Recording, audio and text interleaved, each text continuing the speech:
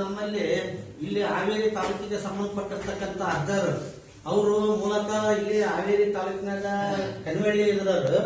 ಅವರು ಈಗೆಲ್ಲ ಒಂದು 8-10 ವರ್ಷ ಆಗೈತೆ ಗೋವಾದೊಳಗಿದ್ರು. ಆ ಗೋವಾದೊಳಗಿರ್ತಕ್ಕಂಥವ್ರು ಅಚಾನಕ್ ಈ ಕಡೆ ಒಂದು ಏನೋ ಒಂದು ಮಗಳ ಒಂದು ತಂದೆಯ ಒಂದು ಸಂಬಂಧದಲ್ಲಿ ಸ್ವಲ್ಪ ಜಗಳ ಮಾಡ್ಕೊಂಡು ಹೇಳ್ದ ಬಂದಿದ್ರು.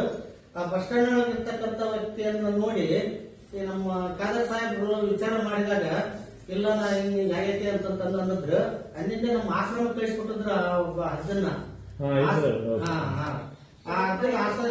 ಆಶ್ರಮ ಕೊಟ್ಟಾದ್ಮೇಲೆ ಮತ್ತೆ ಅವರ ಮಗಳ ಒಂದು ಕಾಂಟ್ಯಾಕ್ಟ್ ನಂಬರ್ ಸಿಕ್ಕಾದ್ಮೇಲೆ ತಿರುಗಿ ನಾವು ಅಲ್ಲಿಗೆ ಅರ್ಜುನ ಕಳಿಸ್ಕೊಡ ಅಂತ ಒಂದು ವ್ಯವಸ್ಥೆ ಮಾಡಿದ್ರು ಸರ್.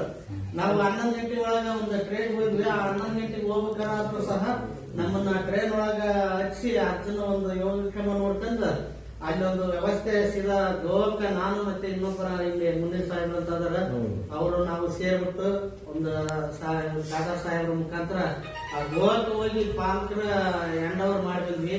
ಅಂತ ಒಂದು ಸೇವೆ ನಮಗೆ ಬಹಳ ತೃಪ್ತಿಕರ ಅನಿಸ್ತು.